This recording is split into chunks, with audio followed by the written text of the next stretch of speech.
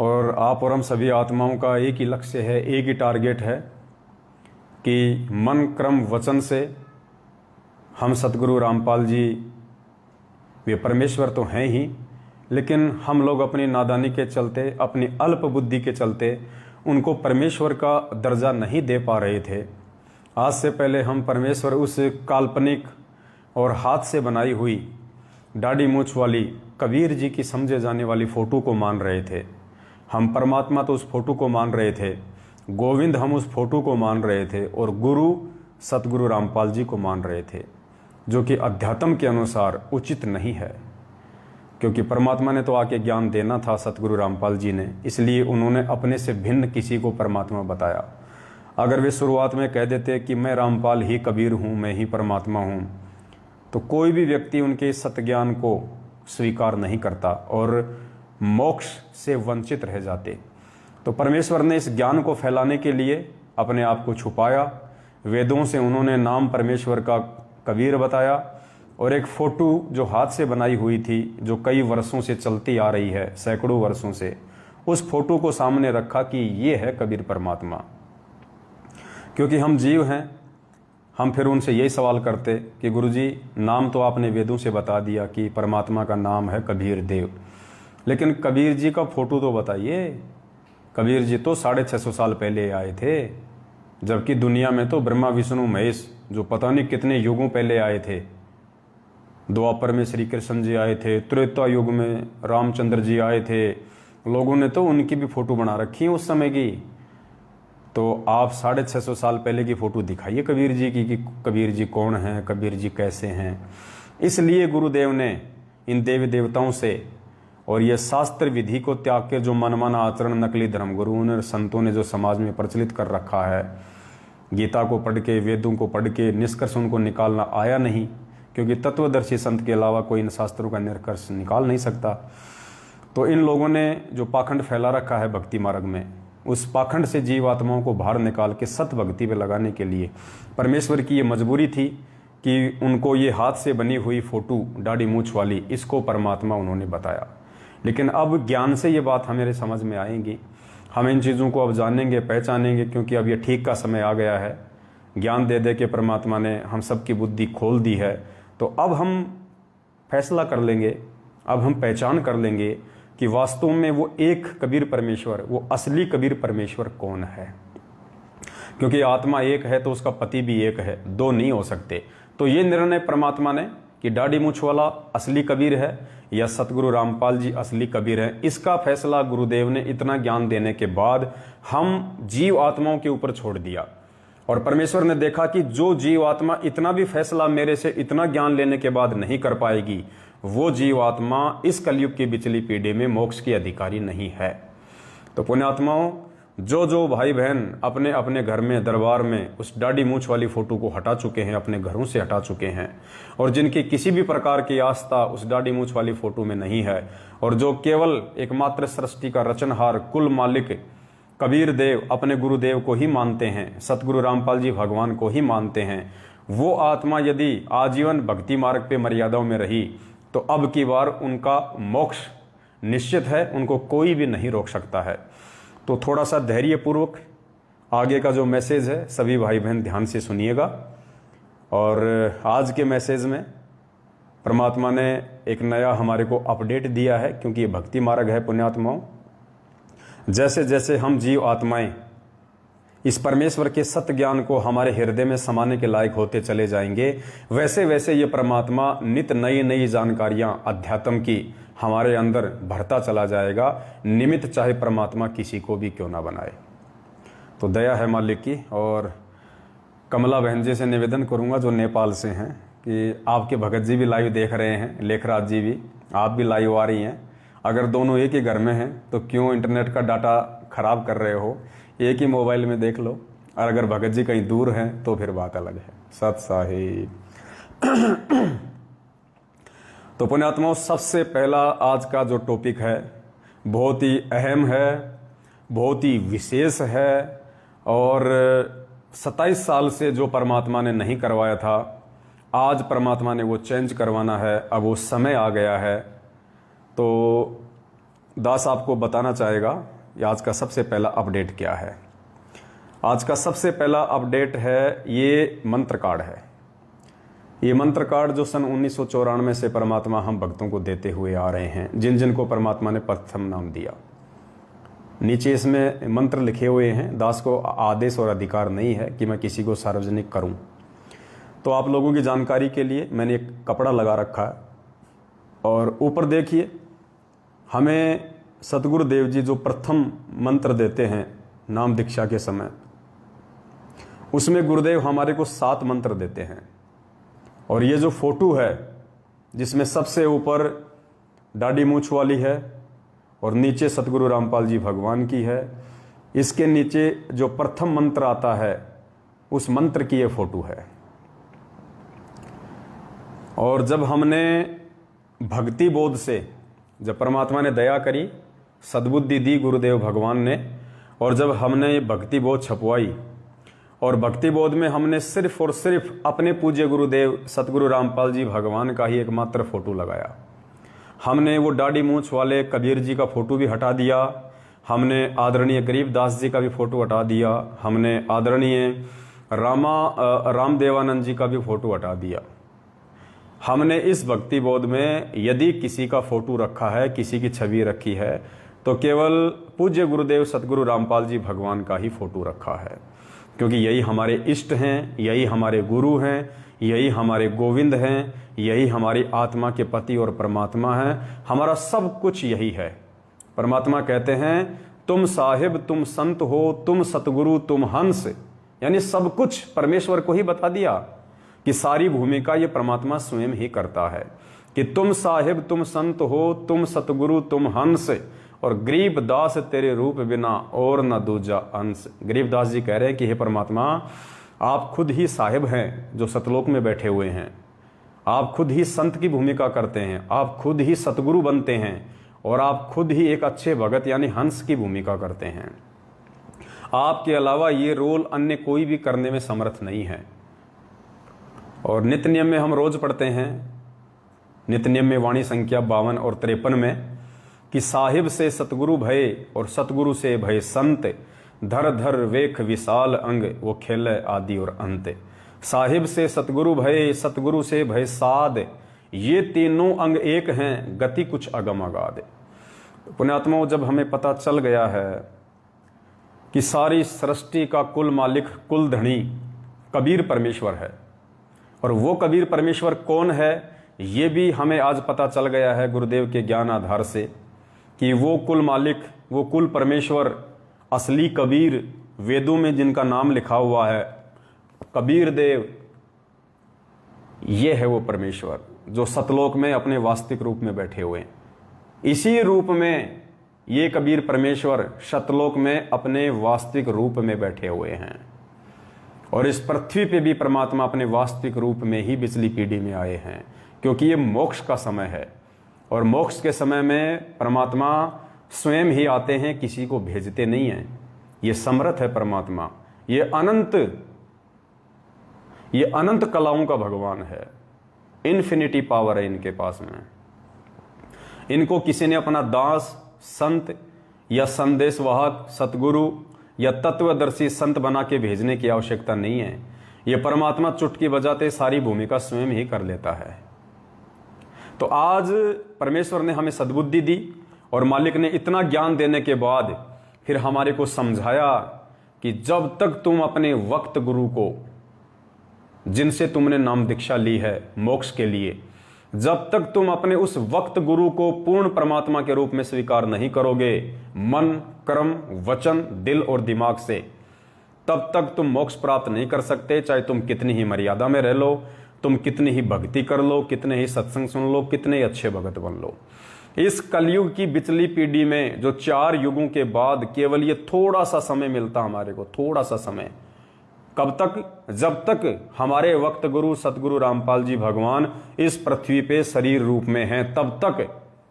यानी चारों जो कलयुग हैं वो परमेश्वर ने बताया कि 40,20,000 वर्ष का होता है।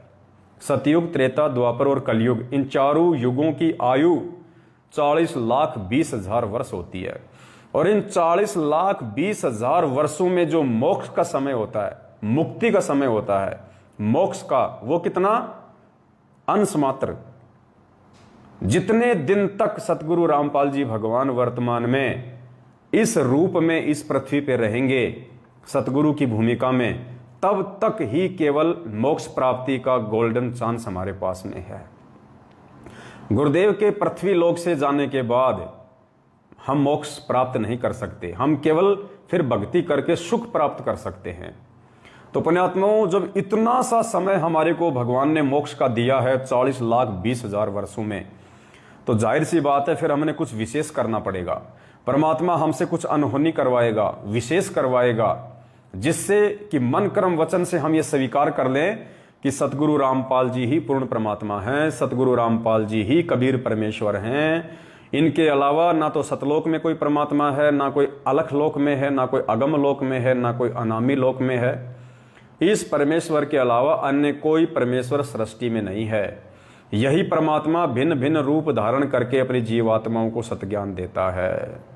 परमात्मा कहते हैं, जुग 70 हम ज्ञान दिया और जीव न समझा एक, गरीब दास घर घर फिरे ये धरे कबीरा भेख। यही परमेश्वर है जो रूप धारण कर करके भिन्न भिन्न अपनी आत्माओं को समझाते हैं। और जब कलयुग की बिचली पीढ़ी आती है तो यह परमात्मा अपने वास्तविक सतलोकीय रूप में इस पृथ्वी पे आते हैं, वास्तविक सतलोकीय रूप में। अब आप कहोगे कि साहब सतलोक में तो अगर परमात्मा का यही रूप है तो सतलोक में तो फिर उनका नाम कबीर भी है, फिर वो कबीर नाम से क्यों नहीं आई पिछली पीढ़ी में? तो देखो पुण्यात्माओं, सतलोक में परमात्मा का नाम कबीर नहीं है। किसने कहा कि सतलोक में उस परमेश्वर का नाम कबीर देव है? नहीं, कबीर देव नाम तो केवल वेदों में है। सतलोक में तो उनका नाम सत्य पुरुष है, सत्य पुरुष। अलख लोक में अलख पुरुष, आगम लोक में अगम पुरुष, अनामी लोक में अनामी पुरुष। और जब नीचे आए तो सतयुग में नाम धराया सतसुकृत, त्रेता में नाम धराया मुनिंदर, द्वापर में नाम धराया करुणा में, कलयुग की प्रथम पीढ़ी में नाम धराया कबीर देव, और अब कलयुग की पिछली पीढ़ी में नाम धराया है सतगुरु रामपाल जी भगवान। तो सतलोक में परमेश्वर का वास्तविक नाम कबीर देव नहीं है, सत्य पुरुष है सतलोक में। तो ये परमेश्वर है असली, यही सतलोक में बैठा हुआ है। तो अब हमने क्या करना पड़ेगा? हमने अपनी क्रियाओं को चेंज करना पड़ेगा, जो परमेश्वर चाहते हैं समय के अनुसार, जिनको चेंज किए बिना हमारे भाव, हमारी सच्ची श्रद्धा, हमारी सच्ची लगन, हमारा अटूट समर्पण पूज्य गुरुदेव जी में नहीं बन पाएगा। और यदि पूज्य गुरुदेव में नहीं बन पाया तो हम मोक्ष से वंचित रह जाएंगे। तो हमने भक्ति बोध से सारी फोटो हटा दी हैं काफ़ी समय पहले, केवल अपने एकमात्र परमेश्वर सतगुरु रामपाल जी भगवान की ही फोटो रखी है। अब नंबर आता है पुण्यात्माओं मंत्र कार्ड का, क्योंकि धीरे धीरे परमात्मा अपनी आत्माओं को अपडेट करेंगे। धीरे धीरे थोड़ा बहुत हल्का फुल्का सा विरोध होता है, जो मंदबुद्धि होते हैं, नादान होते हैं, जो भक्ति मार्ग पे अभी एडमिट हुए हैं, थोड़ा बहुत उन भाई बहनों का हल्का सा विरोध होता है। हर बार होता आया है, पहले भी होता आया है, आगे भी होता रहेगा, आज भी होगा थोड़ा सा। कोई बात नहीं, विरोध करने वाले करते रहेंगे और ज्ञान को आधार बना के भक्ति मार्ग पे आगे बढ़ने वाले निरंतर आगे बढ़ते रहेंगे और आपकी आत्मा स्वीकार करेगी। तो पुण्यात्माओं, जब हमें पता चल चुका है, और अगर पता नहीं चला है अभी तक आपको पूरी तरह से यदि आपको अभी तक पता नहीं चला है, तो एक छोटा सा इंटरव्यू दास आपको सुना देता है। उस इंटरव्यू के बाद में आपको क्लियर हो जाएगा कि सतलोक में कौन बैठा है, किस रूप में सतलोक में कबीर परमात्मा बैठा है, सत्य पुरुष बैठा है। तो इंटरव्यू मुझ पवन दास का नहीं है, लेने वाला भी मैं नहीं हूं, ना कोई सत्सेवक भाई बहन है। इंटरव्यू सतलोक आश्रम मैनेजमेंट हरियाणा का लिया हुआ है। उन्होंने इंटरव्यू को साधना टीवी चैनल पे चलाया है और इंटरव्यू देने वाले भी सतलोक आश्रम मैनेजमेंट हरियाणा वाले ही हैं। बस इस इंटरव्यू से हमने यदि कोई निष्कर्ष निकालना है तो केवल ये निकालना है कि सतलोक में कोई दाढ़ी मूछ वाला भगवान बैठा है या फिर सतगुरु रामपाल जी भगवान स्वयं ही बैठे हुए हैं। तो ध्यान से वीडियो सुनिएगा। मालिक परमात्मा आप दिखते हो? तो उन्होंने कहा हाँ मैं दिखाई देता हूँ, छू के देखो। छू के देखा, परमात्मा ने बहुत सारी बातें मुझे बताई, मेरा फ्यूचर दिखाया, मेरा पास्ट दिखाया, बताया कि तुम लोग, तुम्हारा भाई समय समझा रहा है, तुम्हें समझ में नहीं आ रहा। मैंने कहा परमात्मा संत रामपाल जी महाराज पहले तो आप रुकिए, मैं आपको ये देख लूँ कि मैं अपने भाई को बता दूँ कि वो 10 साल से जिस चीज़ को बताता चला आ रहा है हम उसको जानते हैं, उस परमात्मा को जानते हैं और आप दिखाई देते हो।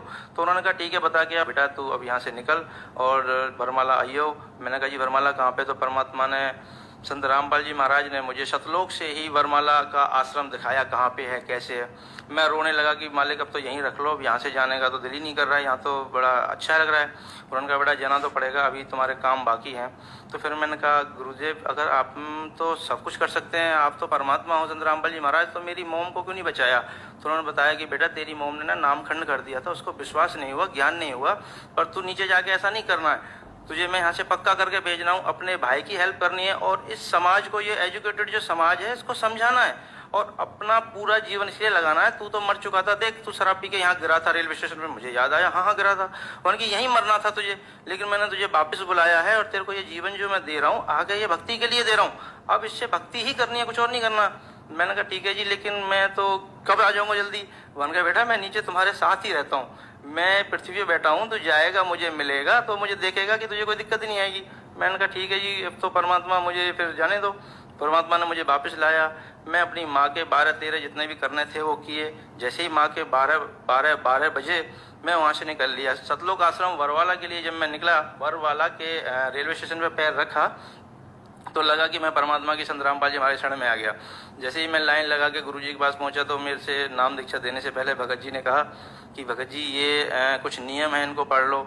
मैंने कहा भगत जी कैसी बातें कर रहे हो आप? संत रामपाल जी महाराज परमात्मा से मिलने के लिए अगर 1 लाख नियम भी होते तो मुझे मंजूर है, ये तो छोटे मोटे नियम है, शराब छोड़ दो, गुटखा छोड़ दो, मांस छोड़ दो और ये देना लेना छोड़ दो, ये तो सारे नियम समाज को बिगाड़ने वाले हैं। अच्छे नियम जो हैं वो परमात्मा के पास है और मुझे संत रामपाल जी महाराज से नाम दीक्षा ही लेने के लिए मैं इतनी दूर से आया हूँ। तो उन्होंने कहा भगत जी अच्छी बात है, तो आप नाम दीक्षा लीजिए। जैसे ही मैंने नाम दीक्षा लिया, थोड़ी देर भंडारा किया, परमात्मा से मिला तो परमात्मा वही परमात्मा जो सतलोक में बैठ के मुझे समझा रहा है, वो परमात्मा वहाँ जमीन पे घूम रहा है। संत रामपाल जी महाराज परमात्मा जमीन पे घूम रहे हैं। मैंने सोचा यहाँ सबको शायद पता नहीं है परमात्मा के बारे में, तो गुरुजी जैसे आए कह रहे हाँ भाई आ गया। मैंने कहा परमात्मा संत रामपाल जी महाराज आप यहाँ घूम रहे हो? यहाँ तो मैं गुरुजी के पास गया, कान के पास, तो मैंने कहा यहाँ तो किसी को पता ही नहीं है आप परमात्मा हो। कह रहे बेटा यहाँ तो कोई किसी को नहीं पता, लेकिन ज्ञान के द्वारा यहाँ सबको पता चलेगा बेटा, कोई बात नहीं। मैंने कहा तो गुरुदेव ने कहा कि बेटा यहाँ किसी को नहीं पता कि मैं ही सतलोक में बैठा हूँ और मैं ही यहाँ बैठा हूँ, लेकिन अब ज्ञान के द्वारा सबको पता चलेगा। तो पुण्यात्माओं, ये साध संगतियों के माध्यम से अब हमें परमेश्वर की जानकारी हो रही है कि असली कबीर परमात्मा सतगुरु रामपाल जी भगवान हैं, जो अपने निज लोक सतलोक में भी बैठे हुए हैं और इस पृथ्वी लोक पे भी अपने तेज पुंज के शरीर को हल्का करके हम जीव आत्माओं को ज्ञान दे के वापस ले जाने के लिए आए हुए हैं। ये इंटरव्यू हैं जिनसे हमें मालूम हो जाना चाहिए, ये मैनेजमेंट के लिए वो इंटरव्यू हैं, साधना टीवी पे चले हुए इंटरव्यू हैं, किसी को कोई शंका नहीं होनी चाहिए। तो पुण्यात्माओं, जब सतलोक में भी वही परमात्मा बैठा है, जब सतपुरुष भी इसी सतगुरु रामपाल जी भगवान का नाम है, कबीर भी इसी का नाम है, सतपुरुष भी इसी का नाम है, गोविंद भी इसी का नाम है, तो मंत्र कार्ड में सबसे पहला जो मंत्र है ऊपर ही ऊपर का, और वहां पे लिखा हुआ है गोविंद गुरु, यानी सबसे पहला जो मंत्र है वो गोविंद गुरु का है। तो परमेश्वर कहते हैं कि गुरु गोविंद कर जानिए। देखो क्या कह रहे हैं हमें गुरुदेव अपनी वाणी में, क्या कह रहे हैं? गुरु को ही गोविंद कर जानिए, यानी गुरु को ही गोविंद मानो, गुरु को ही भगवान मानो। गुरु गोविंद कर जानिए और रहिए शब्द समाए, मिले तो दंडवत बंदगी नहीं पल पल ध्यान लगाए। जब गुरुजी ने हमें इस वाणी के माध्यम से आदेश दे दिया है कि गुरु को ही गोविंद कर जानिए, तो फिर ये ऊपर से जो नकली गोविंद है, दाढ़ी मूंछ वाली जो फोटो है, हाथ से बनाई हुई जो काल्पनिक फोटो है, फिर हमने अब इसको हटा देना चाहिए। गुरुजी ने ये कार्ड क्यों छपवाया, दोनों फोटो क्यों छपवाई, 27 साल से गुरुजी ने इस फोटो को क्यों नहीं हटाया, ये आप लोग अच्छे से जान चुके हैं। परमात्मा की मजबूरी थी और ये जरूरी था हम लोगों को इस स्तर पर पहुंचाने के लिए कि एक दिन हम खुद ही ये निर्णय कर लें कि वो असली गोविंद कौन है। तो परमेश्वर की वाणी कह रही है कि गुरु को गोविंद कर जानिए और रहिए शब्द समाए। तो आदेश हो गया पूज्य गुरुदेव जी का। अब जो नालायक पूज्य गुरुदेव जी के आदेश की पालना नहीं करेगा वो तो नरक में जाएगा, क्योंकि परमात्मा कहते हैं गुरु और गोविंद दो नहीं भाई, जो दो समझेगा वो दोजक में जाई, वो नरक में जाएगा। ये भी परमात्मा की वाणी है। तो भाई हमने तो नरक में जाना नहीं है, इसलिए आज के बाद 27 साल के बाद पहली बार परमपिता परमेश्वर सतगुरु रामपाल जी भगवान के आशीर्वाद से जिस प्रकार भक्ति बोध से केवल एक अपने पूज्य गुरुदेव जी की फोटो ही हमने रखी है और बाकी सभी फोटोओं को हटा दिया गया है, ठीक इसी प्रकार ये जो मंत्र कार्ड है अब आगे से परमात्मा सत्सेवकों पे दया करेंगे। जो नए मंत्र कार्ड हम छपवाएंगे, आज से पहले तो हमने कभी छपवाए नहीं। अब चूंकि मंत्र कार्ड की जरूरत इसलिए पड़ गई क्योंकि काफी संख्या में प्रथम नाम ले लेके सतलोक आश्रम मैनेजमेंट हरियाणा से और उसके बाद सत्सेवकों के वीडियो देख देख के भाई लोग साथ संगति से जुड़ रहे हैं।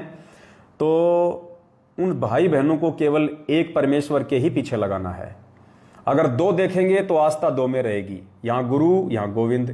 वो नीचे वाले को तो समझेंगे गुरु, ऊपर वाले को समझेंगे गोविंद। अगर वो इस प्रकार से दोनों को अलग अलग समझते रहे तो वो तो नरक में जाएंगे, क्योंकि गुरु गोविंद दो नहीं भाई, और जो दो समझेगा वो दोजक में जाए।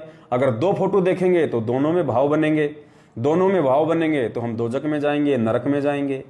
तो आज के बाद सत्सेवकों के माध्यम से परमात्मा जो नए मंत्र कार्ड छपवाने जा रहे हैं, उन सभी मंत्र कार्ड में केवल पूज्य गुरुदेव असली कबीर सतगुरु रामपाल जी भगवान का अकेले का ही फोटो होगा, अकेले का ही यहाँ पे स्वरूप होगा, क्योंकि यही सतपुरुष है, यही गोविंद है, यही कबीर परमात्मा है। उसके बाद में नीचे नीचे एक मंत्र आता है, उस मंत्र में फिर ये वाली फोटो आती है, ये भी। तो यहां भी सतगुरु रामपाल जी भगवान की ही फोटो लगेगी, क्योंकि सतपुरुष भी यही है, सतपुरुष भी यही है, अकाल मूर्त भी यही है, सतलोक का राजा भी यही है, गुरु भी यही है, गोविंद भी यही है। तो सबसे ऊपर केवल अकेले गुरुदेव की फोटो होगी और सबसे नीचे नीचे का जो मंत्र है उसकी जगह दाढ़ी मूछ वाली फोटो को हटा के पूज्य गुरुदेव सतगुरु रामपाल जी भगवान का ही फोटो लगेगा। क्योंकि जब तक हम गुरु जी को गुरु और गोविंद किसी और को मानते रहेंगे, सत्य पुरुष किसी और को मानते रहेंगे, कबीर परमात्मा किसी और को मानते रहेंगे, पुण्यात्माओं हमारी आत्मा का जो ठहराव है, जो टिकाव है, वो एक पे नहीं हो पाएगा, गुरुदेव के चरणों में नहीं हो पाएगा। और अब ये समय आ गया है परमेश्वर के आशीर्वाद से, अति शीघ्र हम लोगों ने तन मन और मन कर्म और वचन से अपने गुरुदेव को ही कबीर परमेश्वर के रूप में स्वीकार कर लेना चाहिए। और आगामी 8 सितंबर को पूज्य गुरुदेव जी का प्रकट दिवस आ रहा है। सभी भाई बहनों ने अपने अपने घरों पे ही मनाना है, अपने अपने घर पे ही। जिस भाई के घर में ज्यादा विरोध है, जो नहीं मना सकता है, वो अगर आवश्यक समझे तो आसपास यदि उसके कोई भगत भाई बहन है तो वहां चला जाए, लेकिन साध संगति के रूप में नहीं मनाना, 10, 20, 50 को इकट्ठा करके नहीं मनाना बिल्कुल भी। सब ने अपने अपने घरों पे मनाना है। जो अपने घर पे नहीं मना सकता किसी कारणवश, केवल वही आत्मा किसी दूसरे भगत के घर पे जाए, अन्यथा कोशिश करो, संघर्ष करो, अपने घर पे मनाओ। आज नहीं मनाओगे तो कौन से दिन मनाओगे? अब भी संघर्ष नहीं करोगे तो कौन से दिन करोगे भाई? तो सबसे पहले तो एक जानकारी आप सभी भाई बहनों को देनी थी, अपडेट देना था ये, कि आगामी समय में जो मंत्र कार्ड सत्सेवकों की तरफ से छपवाए जाएंगे भगत समाज के लिए, वो केवल अपने गुरुदेव की फोटो के साथ ही छपवाए जाएंगे। बाकी जो मंत्र हैं देवी देवताओं के, उनकी फोटो ऐसी की ऐसी रहेगी, हमें कोई लेना देना नहीं है उनसे। केवल जो मंत्र या जहां पे परमात्मा को दो करके दिखाया जा रहा है, वहां परमेश्वर को सिंगल रूप में बैठाया जाएगा। परमात्मा की अकेले की फोटो रहेगी वहां पे, ताकि हमारे भाव जब हम मंत्र करें तो हमारा ध्यान, हमारे भाव दो में नहीं जाने चाहिए। अब प्रथम मंत्र का सबसे जो पहला मंत्र हम करते हैं, अब उसमें 2 फोटो लग रही हैं, गुरु की भी गोविंद की भी, तो हमारे भाव तो फिर दोनों में जाएंगे। भाई गुरु गोविंद एक ही तो है। गुरु को गोविंद कर जानिए, रहिए शब्द समाए, मिले तो दंडवत बंदगी ने पल पल ध्यान लगाए। तो जब हम सामने एक को देखेंगे तो हमारे भाव भी एक में जाएंगे, हमारा समर्पण एक में ही रहेगा। और यही चाहते हैं गुरुदेव कि इन आत्माओं को अब समझ में आ जाना चाहिए कि ये ज्ञान कोई जीव नहीं दे सकता। ये तत्व ज्ञान 27 वर्षों से अनमोल सत्संग कोई किस ब्रह्मांड का जीव नहीं दे सकता, कोई प्राणी नहीं दे सकता, ये परमात्मा स्वयं ही आके देते हैं। तो आगामी समय में जो मंत्र कार्ड छपेगा वो आप लोगों को समझा दिया गया है, आप लोगों को बता दिया गया है, इस हिसाब से छपेगा। बहुत समय पहले बहुत सारे जो मनवश लोग हैं जिनको ज्ञान है नहीं, राग द्वेष और ईर्ष्या की आग में जलते रहते हैं, सारा दिन उल्टे सीधे पोस्टर बनाते रहते हैं, पता नहीं समय पे भोजन भी खाते कि नहीं खाते। बस बना दो पोस्टर, पवन दास ये, पवन दास वो, बड़े बड़े सींग लगा दो। अरे कोई बात नहीं भाई, कभी किसी न किसी जन्म में तो सींग लगे ही हमारे, आज नहीं तो कभी कभी पहले लगे होंगे। गधे कुत्ते थे, गधे के भी नहीं होते, कुत्ते के भी नहीं होते, मैं तो गलत बोल गया। जब किसी जन्म में मैं बैल था, गाय थी, गाय के होते हैं सींग, हाँ गाय के तो होते हैं। जब किसी जन्म में बैल था, कोई बात नहीं, उस समय सींग थे मेरे, आज तुम लगा रहे हो तो क्या फर्क पड़ रहा है। तो वो भी हमारे भाई हैं, थोड़े से नादान हैं, और हम तो परमात्मा से प्रार्थना करते हैं कि परमात्मा उनको भी सद्बुद्धि दो ताकि आने वाले समय में अकाल मौत का शिकार ना हो। बाकी तो उनके अपने संस्कार हैं। चलो छोड़ो, खैर कोई बात नहीं। विरोध करने वाले तो आपको भगवान के भी मिलेंगे। पूरी दुनिया कौन सी परमात्मा की समर्थक है। आज उनके खुद के भगत दूसरे पंथों में जा जाके उनकी बुराई कर रहे हैं। तो यहाँ तो ऐसा ही है, जो यहाँ पे सच्चाई का प्रचार करेगा उसके साथ ऐसा ही होता है।